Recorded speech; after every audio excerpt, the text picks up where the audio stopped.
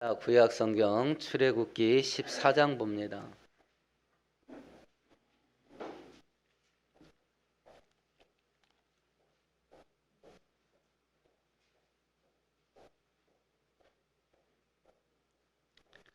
(10절에서) (14절까지) 한 절씩 교독합니다. 102페이지입니다. 바로가 가까이 올 때에 이스라엘 자손이 눈을 들어본즉 애굽 사람들이 자기들 뒤에 이른지라. 이스라엘 자손이 심히 두려워하여 여호와께 부르짖고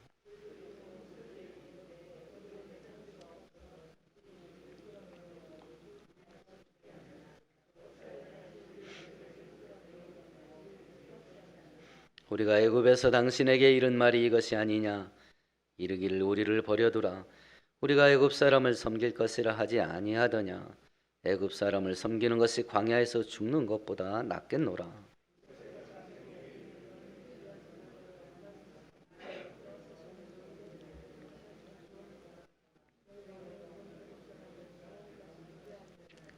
함께합니다.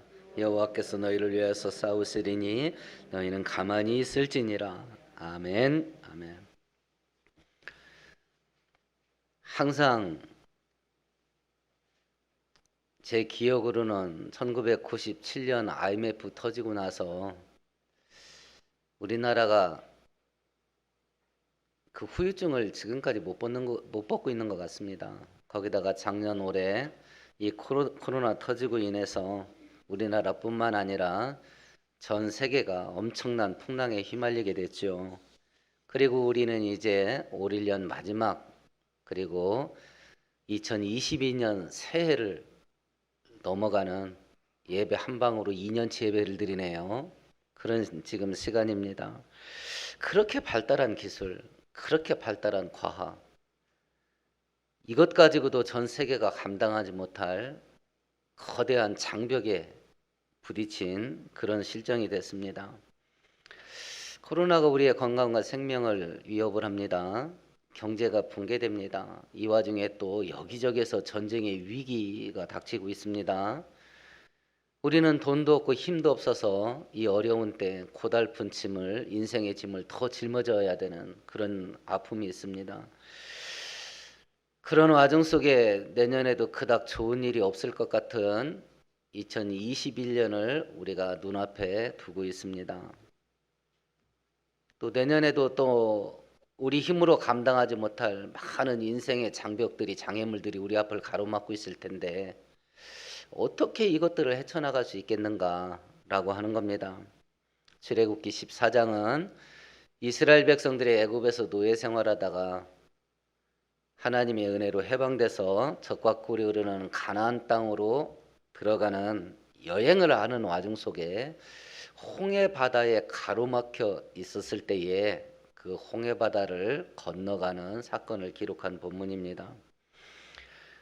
이 사건을 통해 성경이 우리에게 교훈해 주는 것이 있습니다. 그것이 뭐냐면 인생의 거대한 장벽에 부딪혔을 때 어떻게 해야 그 장벽을 극복하고 그 인생의 장애물들을 헤쳐나갈 수 있겠느냐라고 하는 질문에 대한 대답을 주는 본문이에요.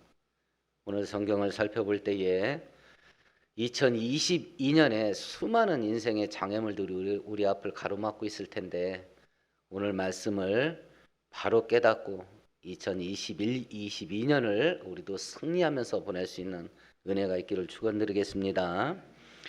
10가지 재앙이 하나님의 능력 가운데 애굽에 쏟아져 내렸네요. 그러니까 애굽의 황제 바로가 더 이상 견디지를 못하고 이스라엘 백성들을 풀어줬습니다.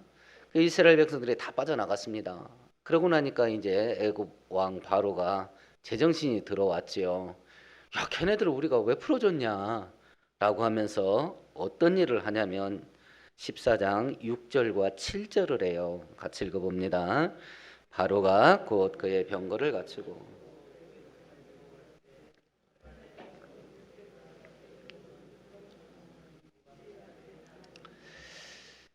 지금 우리나라 전 세계 다국적 기업들이 다 그렇습니다. 왜 한동안 중국으로 몰려갔을까요? 인건비가 싸서 그래요. 중국의 인건비가 올라갑니다. 그러니까 지금 동남아시아로 몰려갑니다. 왜 그럴까요? 인건비가 싸서 그렇습니다. 장정만 60만입니다. 그의 아내, 그의 노인들 그리고 아이들까지 합치면 최소 200만에서 300만 정도 되는 사람들을 노예로 부렸습니다. 노예가 뭡니까? 임금 줍니까? 안 줍니까? 안 줍니다. 재워주기만 하면 되는 겁니다. 재워주고 먹여주기만 하면 그 300만에 되는 노동력을 공짜로 쓸 수 있습니다. 지금 우리나라에 재워주고 먹여주기만 하고 일 시킬 수 있는 노동자 300만 명 있으면 우리나라 경제 위기 해결됩니다. 해결됩니다. 그게 빠져나간 거예요. 그러니까 5절에 우리를 섬기는 그 노예들을 우리가 왜 놔줬냐 이거 후회하기 시작합니다. 그래서 다시 6절에 보니까 모든 병거 부대, 7절에 보니까 선발된 병거 600대 이렇게 돼 있네요. 그러니까 병거 전체를 통틀어서 600대가 아닙니다. 이 600대는 황제의 직할 부대 같아요. 세계사를 보시면 이때 당시 애굽이 중동의 패권을 잡은 여러 가지 이유가 있는데 그 중에 중요한 것 중에 하나가 뭐냐면 애굽의 전차부대예요. 병거부대. 최초로 병거를 운영했거든요. 전투할 때에 애굽이. 그걸 동원한 거예요. 그것을. 그러면 이스라엘 백성들이 앞에는 홍해바다가 가로막혀 있고 뒤에는 중동의 패권을 잡게 만들었던 강력한 전차부대가 쫓아와서 그 사이에 갇히게 됐어요. 죽을 수밖에 없는 사면 초가에 빠진 겁니다.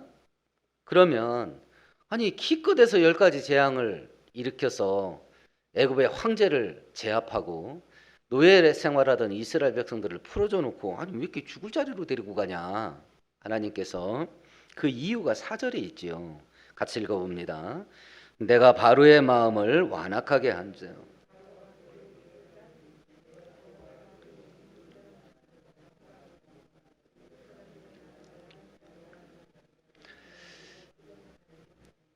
하나님께서는 애굽 군대가 쫓아올 걸 아셨어요.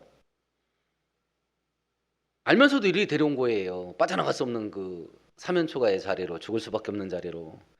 애굽 군대가 뒤쫓아오면 내가 애굽 군대를 전멸을 시켜서 내가 전능한 여호와라는 것을 증명하려고 그런다라고 하셨어요. 애굽에 10개의 재앙이 쏟아졌을 때 그 10개의 재앙이 애굽에 어떤 영향을 줬을까요? 첫 번째는 애굽 우상들이 애굽 사람들이 섬기는 신들 그 10개의 재앙에 동원되는 그 모든 도구들은 전부 애굽 사람들이 신으로 섬겼던 것들이에요. 나일강, 개구리, 파리 뭐 이렇게 전염병에 사용됐던 그 땅의 먼지 이런 것들 태양 메뚜기 이런 것들이 전부 신으로 섬겼던 것들이에요. 여러분들이 혹시 피라미드 안에 있는 벽화 그림을 본 기억 있으시면 그 곤충들 다 있습니다. 신으로 섬겼던 것들이에요. 그것 가지고 이스라엘 백성들을 고통을 준 거예요. 우리가 신으로 섬길 때는 가장 중요한 마음이 뭐예요? 뭐 때문에 신을 섬겨요? 가장 중요한 게 기복이에요. 나한테 좀 복 좀 주세요.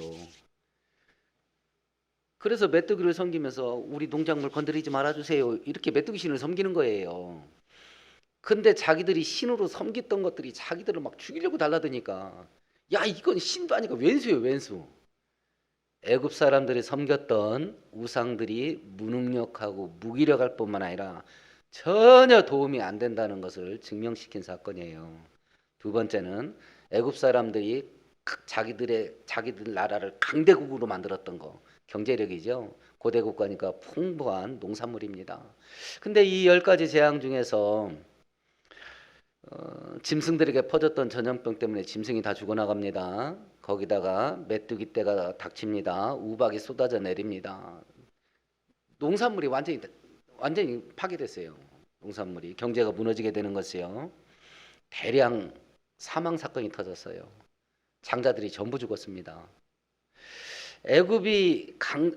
애굽뿐만 아니라 고대 국가가 그렇습니다. 강대국으로 등극하려면 세 가지가 있어야 됩니다. 세 가지가 첫 번째는 강한 경제력. 이때는 농업 생산력이겠죠. 농업 시대니까. 두 번째는 많은 인구. 세 번째는 강한 군대예요. 요 세 가지가 제국을 만드는데 필수적인 겁니다. 근데 10가지 재앙 가운데 재앙 속에서 두 가지가 치명적인 타격을 입었어요. 농업 생산력이 붕괴됐습니다. 많은 인구가 줄어들었어요. 이 10가지 재앙 가운데 애굽을 제국으로 만들기도 했고 그걸 믿고 애굽의 왕 바로가 하나님께 순종하지 않고 대적하게 만들었던 것이 있어요. 그것이 이 세 가지입니다. 풍부한 농업 생산력, 그리고 많은 인구, 강한 군대예요. 10가지 재앙 가운데 2개는 붕괴됐습니다. 10가지 재앙 가운데서도 전혀 손상을 입지 않은 마지막 하나가 있었습니다. 그게 뭐냐면 애굽의 군대예요. 지금 그걸 손대시는 거예요, 하나님이. 너한테 이거 있어 하고 하나님께 거드름 폈던 거. 나 이런 거 있기 때문에 막 신이 안 도와줘도 돼 라고 했던 거. 그 마지막 힘의 근원, 그게 뭐냐면 군대예요. 하나님께서 그 마지막 애굽의 기둥, 그걸 뽑아버리겠다는 거예요. 하나님을 대적하게 만들고 하나님께 불순종했던 애굽이 갖고 있던 마지막 힘, 그게 군대인데 그걸 이 자리에서 하나님께서 전멸시킬 계획으로 이 자리에 데리고 왔다는 거예요. 그러면 이 자리에 데려온 게 이스라엘 백성들에게 나쁘게 하려고 데려온 것 같아요? 선하게 하려고 데려온 것 같아요? 선하게 하려고 데려온 거예요. 이스라엘 백성들을 끝까지 괴롭히는 마지막 애굽 황제의 힘, 그걸 지금 뿌리 뽑겠다는 거니까. 그래서 하나님 전능하심을 증명하는 자리이기도 하지만 이스라엘 백성들의 구원을 완전하게 만드는 자리이기도 해요. 그러면 하나님께서 이런 계획이 있다는 걸 이스라엘 백성들에게 설명했을까요? 안 했을까요? 안 했습니다. 설명 안 하고 일리 데려왔어요. 설명 안 하고. 그럼 이 상황을 놓고 우리를 한번 돌아보십시다. 과거를 돌아보십시다. 가지 않은 길에 미련이 남은 거 혹시 계세요? 그때 이렇게 했었어야 되는데. 내가 선택하지 않은, 뭐 짧게 올 1년만 따져보십시다. 그때 그거 했었어야 되는데. 그때 그 방향으로 갔었어야 되는데. 그때 그걸 했었더라면 지금 어떻게 됐을까? 아쉬움이 남는 거 있으세요? 선택하지 않은 것에 대해서 그걸 그 길로 갔었으면, 그걸 선택했으면 내 인생 꽃길 열렸을지도 모르는데 라고 하는 게 있는지 모르겠습니다. 물론 내가 그걸 선택하지 않아서 지금 이 자리에 있을지도 모르겠습니다만 우리가 생각하기에 이거 진짜 내 인생 고속도로로 열릴 것 같다 라고 하는 길로 저도 살아보니까 웬만하면 하나님께서 그 길로 인도 안 하시더라고. 여러분은 어떠세요? 저게 되면 진짜 내 인생 대박이다 라고 생각하는 그 길로 저는 거의 하나님이 인도 안 하셨어요. 여러분은 어떠세요? 만일 하나님께서 그런 길로 우리를 인도하지 않았다고 한다면 설명하십니까? 저도 하나님께 설명 못 들었어요. 야야, 그때 내가 왜 그 길로 너 인도 안 한 줄 아냐? 내가 설명이나 들었으면 억울하지는 않겠어. 설명이나 들었으면.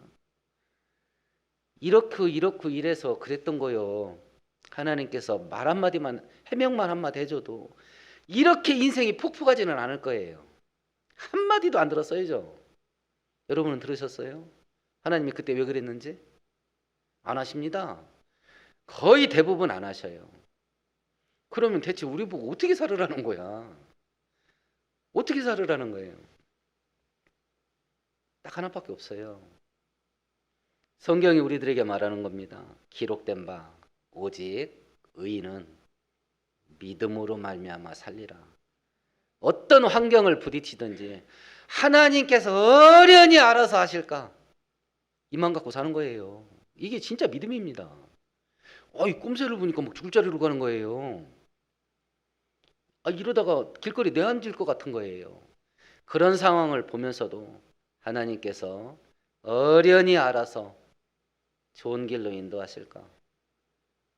그렇게 살기 원하시는 거예요. 의인은 믿음으로 사는 겁니다, 진짜.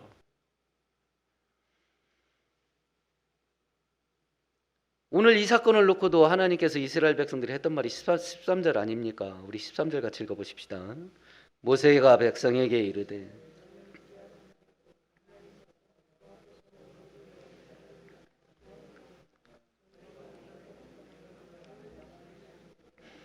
이 상황이 똑같은 말씀하셨어요. 가만히 서서 내가 니네들을 위해서 뭔 일 하는가 구경이나 해. 이렇게 말씀하셨어요. 근데 하나님의 선하신 뜻을 모르는 이스라엘 백성들은 이렇게 죽을 수밖에 없는 사면초가에 빠졌을 때 어떻게 했냐면 10절의 반응을 보였죠. 10절도 같이 읽어볼까요? 바로가 가까이 올 때에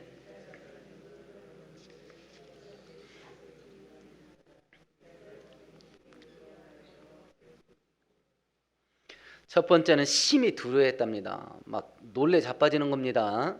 놀래 자빠지는 겁니다. 두 번째는 뭐 했냐면 10절 끝절에 보니까 하나님께 기도했답니다. 부르짖었답니다. 막 놀래 자빠집니다. 기도했답니다.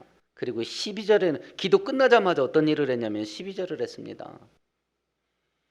야, 우리가 이 광야에서 죽는 것보다 다시 애굽으로 가서 저 사람들 노예되자. 왜 이 죽는 자리로 우리를 끌고 오냐? 라고 하나님께 원망하고 불평했습니다. 그럼 뭐요 이게? 할 수 있는 거 다 합니다. 놀래 자빠지기도 하다가 기도도 해보다가 원망도 해보다가 막 별짓 다 하는 겁니다.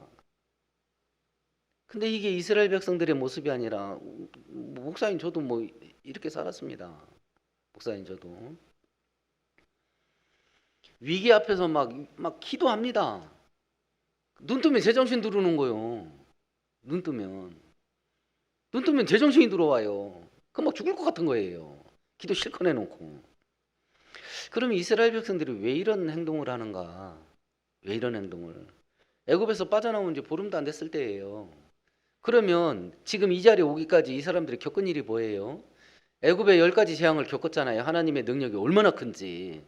그리고 하나님께서 얼마나 찍어놓고 자기들을 지키고 보호하는지 겪었잖아요. 경험이 없다면 모르겠습니다.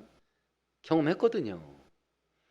그러면 지금 이 상황에서 이렇게 반응한다는 이야기는 과거에 10번이나 되는 크고 위대한 그 하나님의 능력으로 말미암는 기적들을 지금 그 사람들이 기억하고 있다는 이야기예요. 기억 못하고 있다는 이야기예요. 머리에서 사라졌어요. 하나님께서 왜 우리에게 너희들이 과거에 받은 은혜를 마음에 새기고 있으라는지 우리가 그걸 알아야 돼요.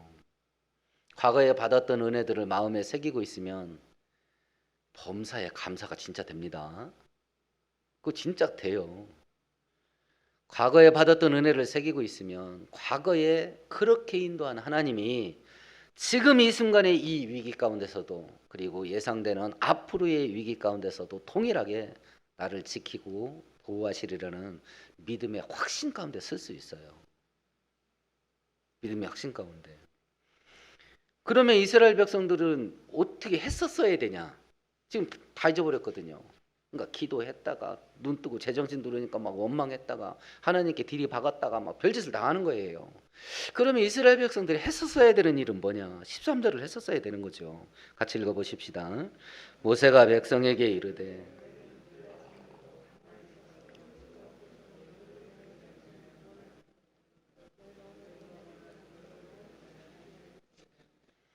너희들은 가만히 서서 봐라 그러는데 가만히 서 있다라는 이 단어의 원문의 뜻이 뭐냐면 너희 자리를 지켜라 라는 뜻이에요.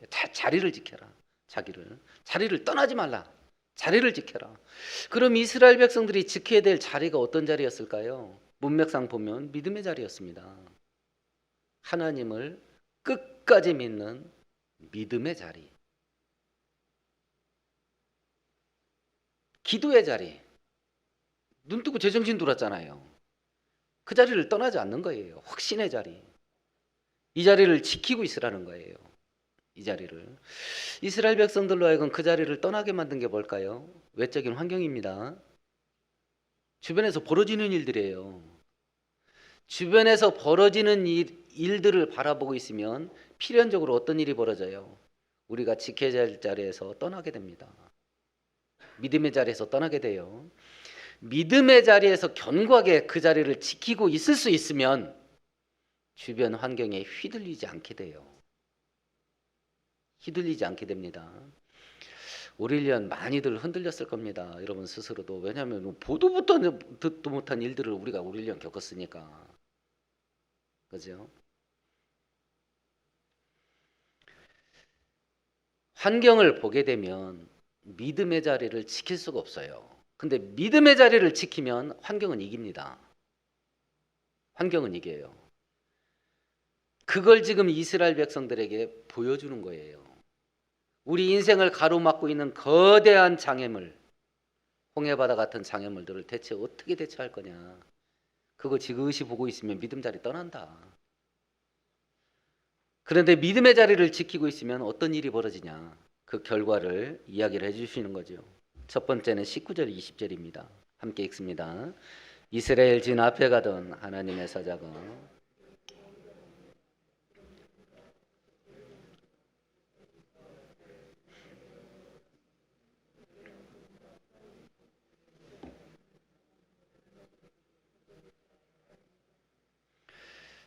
이스라엘 백성들을 인도하던 그 구름 기둥이 애굽 군대와 이스라엘 백성들 사이에 섰어요. 그래서 애굽 진영은 흑암으로 가득 차게 되고 이스라엘 백성들 중은 광명이 있겠어요. 찾지를 못하는 거예요. 눈앞에 두고. 첫 번째는 하나님이 지키셔요. 하나님이 보호하십니다. 이 코로나도 그렇습니다. 기도도 많이 하세요. 지켜달라고 많이 하세요. 믿음의 자리를 지켰을 때 하나님이 하신 첫 번째 일은 이스라엘 백성들을 철저하게 지켜주는 거였어요. 철저하게. 두 번째 하신 일이 뭐냐면 22절입니다. 같이 읽어봅니다. 이스라엘 자손이 바둥 가운데를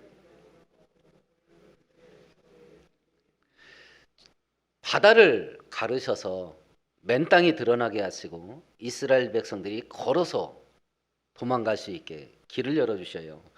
죽을 수밖에 없는 자리에서 살 길이 열리게 하시네요. 내년에 이거 내년에 뭐 우리 인생 대박 날 것 같아요. 이런 생각 드시고 지금 출발하시는 분 계세요? 아니면 야 이게 내년을 또 어떻게 사냐 이렇게 시작하고 계세요. 우리가 죽을 수밖에 없는 상황 속에 들어가도 하나님의 은혜가 있으면 살 길 열립니다. 살 길이 그러니까 하나님께서 믿음의 자리를 떠나지 좀 마라. 하나님이 전능하다는 걸 좀 믿어라. 그걸 지금 가르쳐 주는 거예요. 몇 번 이야기 드렸던 것 같습니다. 바다가 갈라집니다. 그냥 우리는 바다가 갈라져서 이스라엘 백성들이 빠져나갔다 이렇게 생각하기 쉽습니다. 얼만큼 넓게 갈라졌을까? 그러니까 묵상을 해보는 겁니다. 하나님의 전능하신 능력이 얼마나 큰지. 아까 이야기했지만 최소 200만에서 300만 사람들이에요. 가축 다 데리고 나왔습니다. 이삿짐 바리바리 싸갖고 나왔습니다. 그 엄청난 사람들이 홍해바다 들어갈 때 저녁에 들어갔습니다. 건너편에 다 빠져나왔을 때 새벽녘에 도착했어요. 그 한밤 사이에 그 엄청난 무리들이 빠져나가려면 최소 2km 이상 갈라져야 된답니다. 이건 왕복 4차선이 아니에요. 최소 2km 이상 떡 벌어져야 그 많은 사람들이 빠져나간답니다. 막 한 사람 겨우 막 이렇게 빠져나갈 이런 길이 열린 게 아니에요. 똑같은 의미로 하나님께서 우리에게 은혜를 주실 때 그냥 위기만 겨우 넘어가는 깔딱고개 넘어갈 만큼 겨우 살 만큼의 은혜를 주시냐? 아닙니다. 하나님의 은혜는 항상 차고 넘치게 와요. 항상 차고 넘치게. 세 번째 해주신 일입니다. 그것이 뭐냐면 25절입니다. 같이 읽어봅니다. 그들의 병거 바퀴를 벗겨서 달리기가 어렵게 하시니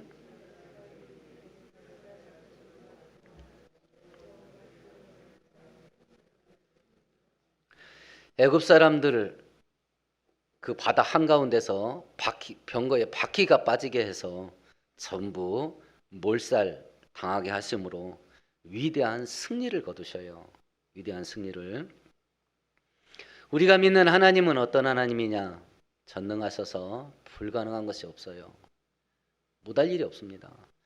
나한테 이런 일이 과연 일어날 수 있을까라고 하는 걸 내 입장에서 보면 방법이 없어요. 사람을 바라보면서 방법을 찾아나가면 방법이 없어요. 근데 전능하신 하나님만 바라본다면 그 문제는 해결될 수밖에 없어요. 그렇잖아요.